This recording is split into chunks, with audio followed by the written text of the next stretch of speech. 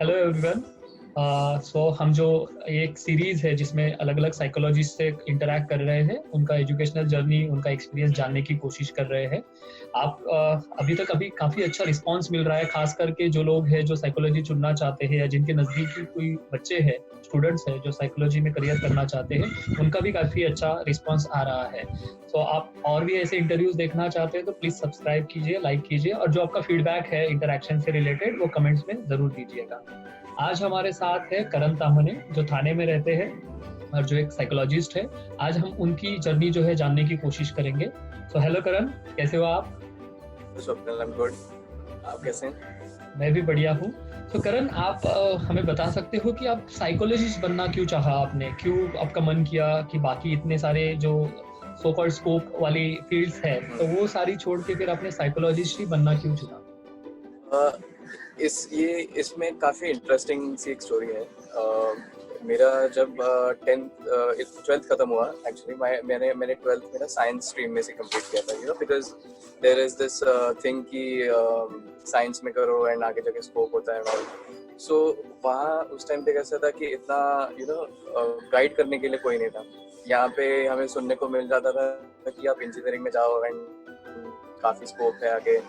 सो वही मैंने किया था एंड देन 1 साल का जब इंजीनियरिंग मैंने कंप्लीट किया तब मुझे रियलाइज हुआ कि ये सब कुछ ऐसी चीज़ें जो मेरे कप ऑफ टी में नहीं आती है, बिकॉज इंटरेस्ट ही नहीं था इस चीज़ में। सो मैंने उतने टाइम में ईयर गैप लिया एंड देन थोड़ी सी रिसर्च की एंड सराउंडिंग्स में थोड़ा सा मैंने देखा कि ओवरऑल कैसा सिनेरियो है। तब मुझे थोड़ा सा साइकोलॉजी का ये इंटरेस्ट निकला, तो उसके बारे में थोड़ा मैंने रिसर्च करना चालू किया, सब्जेक्ट्स क्या क्या होते हैं, आगे उसमें क्या क्या फील्ड्स हैं। And my basic thing is कि वो जो एक हेल्प होती है जो हमें नहीं मिल पाई, so that is the reason that drives us कि वो हेल्प सबको मिलनी चाहिए। कि कुछ भी अगर लाइफ में प्रॉब्लम हो related to academics, related to life, related to anything, एक पर्सन होना चाहिए हम अवेलेबल जो कि इन चीज़ों को हेल्प आउट कर सके। सो ये मेरा एक सॉर्ट ऑफ मोटिवेशन था साइकोलॉजी की फील्ड में स्ट्रीम में आने के लिए। बढ़िया। सो आपका जर्नी जो है साइंस में से रहा और अपनी इंजीनियरिंग का भी 1 साल किया। आई थिंक काफी लोगों का वैसा है, मेरा खुद का भी वैसे ही है। सीबीएसई साइंस से फिर बाद में आर्ट्स की तरफ आए। एक बहुत इंपॉर्टेंट चीज आपने बताई कि सिलेबस देखना या फिर वो चेक करना कि उसमें कंटेंट क्या है, सब्जेक्ट्स क्या है, क्या वो मुझे पसंद आते हैं, क्या मुझे वो पढ़ना पसंद आएगा और मेरे से वो हो सकता है कि नहीं। तो अपना इंटरेस्ट एंड पोटेंशियल देख के ही उस फील्ड में आना है जो आपने किया। और ज़रूरी होता है, जैसे आपने कहा कि कोई सपोर्ट करने के लिए या फिर हमें एक्सप्लोर करने के लिए हेल्प करने वाला कोई ना कोई चाहिए, सो दैट हमें वो एक्सपोजर मिले, अर्ली एक्सपोजर, ताकि हम अच्छे से चुन सके। वो काफ़ी ज़रूरी होता है। फिर ये हुआ कि आपने जर्नी शुरू किया। सो आपका ग्रेजुएशन कहाँ हुआ, कैसे हुआ, देन मास्टर्स का जर्नी, उस बारे में आप बता सकते हो? मेरा ग्रेजुएशन हुआ अपना थाने कॉलेज में, जोशी बेडेकर थाने कॉलेज, एंड वहाँ से मेरा ग्रेजुएशन हुआ एंड देन मैंने masters in clinical psychology join किया एमिटी यूनिवर्सिटी मुंबई से। सो वो भी एक अलग ही किस्म की जर्नी थी, बिकॉज वो travel time and everything was थोड़ा स्टार्टिंग में स्ट्रेसफुल लगा, लेकिन जैसे जैसे उस चीज़ का वो चीज़ पकड़ में आने लगी तब जाके ये थोड़ा इजी होने लगा एंड स्टडीज़ में और भी इंटरेस्ट बढ़ता गया और नई नई चीज़ें सीखने के लिए इंटरेस्ट बढ़ता गया। साइकोलॉजी में, क्लिनिकल साइकोलॉजी में जैसे काफ़ी सारे प्रोजेक्टिव टेस्टिंग वगैरह हैं, तो वो टेस्ट सीखने का और ज़्यादा से ज़्यादा इंटरेस्ट बढ़ता गया उसमें। तो आपका ग्रेजुएशन और मास्टर्स का ऐसा जर्नी रहा। कौन सी चीज़ें आपको ज़्यादा एक्साइट करती रही साइकोलॉजी में? कौन सी ज़्यादा इंटरेस्टिंग रही चीज़ें? इंटरेस्टिंग सबसे ज़्यादा आई वुड से लगा इंटर्नशिप के दौरान, जब हम थाने मेंटल हॉस्पिटल में काम कर रहे थे तब सबसे ज़्यादा इंटरेस्टिंग था पेशेंट्स, जो भी आउट पेशेंट्स थे या इन पेशेंट्स थे, उनके साथ इंटरैक्ट करना, वो किस चीज़ से अफेक्टेड हैं, वो चीज़ के बारे में जानना कैसे करना, उसे इंटरप्रेट कैसे करना, मतलब ये सबसे ज़्यादा मुझे इंटरेस्टिंग ये चीज़ लगी। बढ़िया। सो आपका फील्ड इंटर्नशिप जो था वो काफ़ी बढ़िया जगह पे था और एक्सपीरियंस भी आपको वाकई में बहुत बढ़िया मिला। फाइनली साइकोलॉजिस्ट बनना तो आप चाहते थे, काफ़ी सालों से आप फाइनली बन गए हो। So personal and professional life में वो कैसे फील होता है?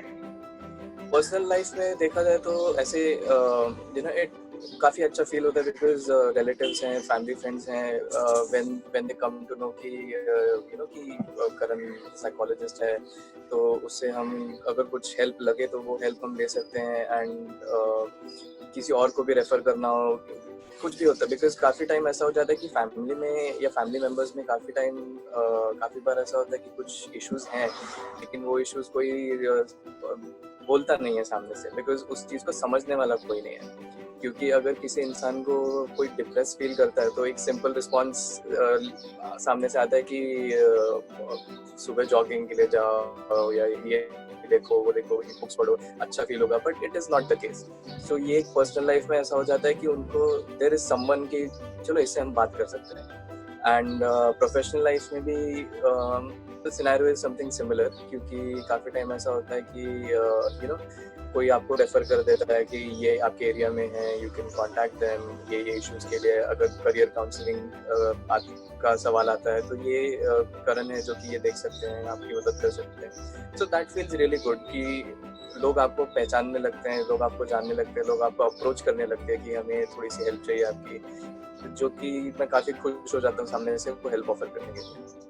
यस, सो किसी और को हेल्प करना, या खास करके माउथ टू माउथ हमारा पब्लिसिटी ज़्यादा होता है, सो रिलेटिव्स, फ्रेंड सर्कल, इनमें ज़्यादा करके मालूम होना कि हमारे लिए कोई है जो प्रोफेशनल है, अवेलेबल है, जिनको अप्रोच कर सकते हैं, वो काफ़ी बढ़िया होता है। So you have notice that change. काफ़ी बढ़िया। और लोग हमेशा अपने आप अप्रोच करने लग जाते हैं, हमारा रवैया चेंज होता है। यूजुअली लोगों को लगता है कि नहीं, सिर्फ डिग्री आ गई या फिर पढ़ लिया इसीलिए अप्रोच होता है। नो, हमारा रवैया चेंज होता है। The way we listen it changes. So that experience you have gone through. अभी आप फिलहाल जहाँ भी काम करते हो, किस तरीके का काम होता है, किस तरीके के क्लाइंट्स आते हैं, what kind of approach you choose? So अभी फिलहाल मैं एनर्जिया वेलबींग नाम की एक कंपनी में I am practicing as a lead psychologist. And वहाँ पे हम लोग क्या करते हैं कि जो बच्चों को लर्निंग में डिफिकल्टीज आती हैं, या कोई ऑटिस्टिक बच्चे होते हैं जिनके लाइफ स्किल्स अच्छे हैं लेकिन एकेडमिक स्किल्स उतने अच्छे नहीं हैं, तो इन बच्चों के साथ हम काम करते हैं डॉक्टर जेपी गिलफर्ड के मॉडल को लेके। सो उनकी 90 एबिलिटीज़ के ऊपर हम लोग ये काम करते हैं ताकि उनका कॉग्निशन इम्प्रूव हो। कॉग्निशन इम्प्रूव होने पे उनका जो एकेडमिक्स हो जाता है, सोशल स्किल्स है, ओवरऑल लाइफ डेवलपमेंट है, ये एक कंप्लीट होलिस्टिक डेवलपमेंट हम लोग बच्चों के ऊपर काम करते हैं। एंड काफ़ी बार ऐसा होता है कि बच्चे गिफ्टेड बच्चे भी होते हैं जो कि पढ़ाई में काफ़ी अच्छे हैं, लेकिन उनकी सोशल डेवलपमेंट उतनी नहीं हुई है। कुछ बच्चे ऐसे हैं कि वो सोशली काफ़ी अच्छे हैं जो एकेडमिक्स में नहीं। So there is this opposite thing कि हर बार we tend to see such children जो कहीं ना कहीं किसी ना किसी एरिया में लैकिंग है। सो हम उन बच्चों को कम्प्लीटली हेल्प करने का ट्राई करते हैं।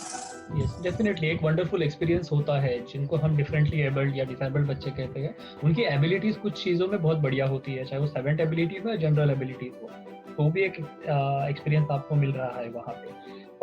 पर्सनली आप जब क्लाइंट्स देखते हो, या फिर आगे का जो फ्यूचर में आपको जिस तरीके का करियर करना है, तो काउंसलिंग या थेरेपी में किस तरीके का अप्रोच आप इस्तेमाल करते हो, या किस तरीके के क्लाइंट्स आप हैंडल करते हो?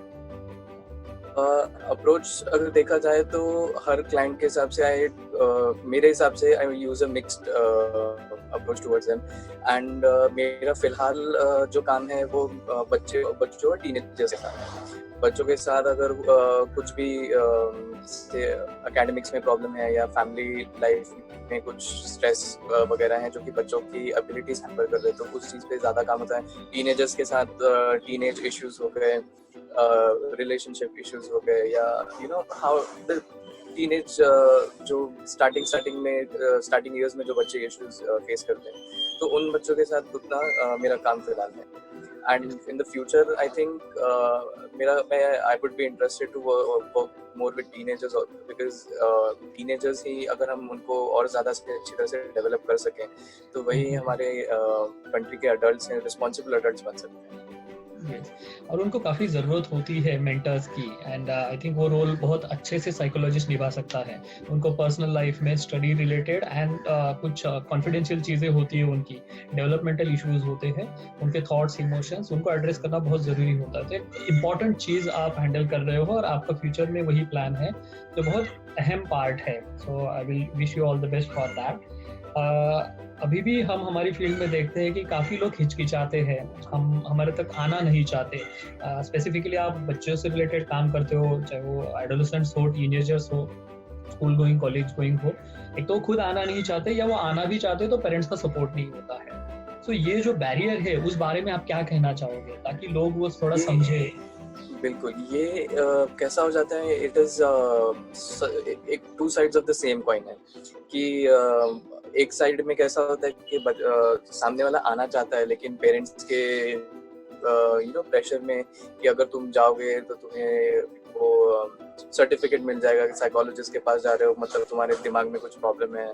तो उस सॉर्ट ऑफ स्टिग्मा की वजह से जो ये टीनेजर्स हैं ये आना नहीं चाहते, या जल्द एकदम ओपन अप नहीं होते हैं सामने से कि अगर हम चले गए, हमने कुछ शेयर किया है, अगर साइकोलॉजिस्ट ने हमारे पेरेंट्स को वो बता दिया तो क्या मे बी घर पे जाके the scenario would be different. But मैं ये कहना चाहता हूँ कि ऐसा बिल्कुल नहीं होता, क्योंकि हम क्लाइंट के साथ जो भी बात करते हैं, client in the sense even if जो भी टीनेजर है या बच्चा है या कोई भी हो, अगर हम क्लाइंट के साथ कुछ भी बात करते हैं तो वो उस चार दीवारी के बाहर नहीं जाता आपकी परमिशन के बिना।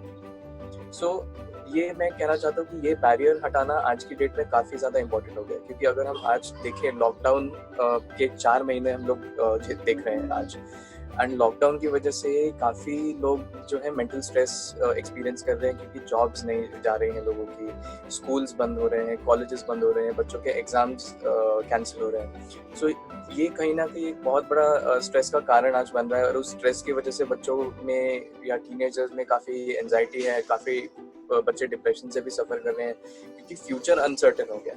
अगर फ्यूचर ही अनसर्टन हो गया है तो प्रेजेंट में जो ये इश्यूज हैं ये तो आने ही वाले हैं। सो मैं सिर्फ इतना ही कहना चाहता हूँ कि जितना ज़्यादा मैं ये नहीं कहता कि आप उठो और अभी के अभी जाके साइकोलॉजिस्ट को जाके मिलो।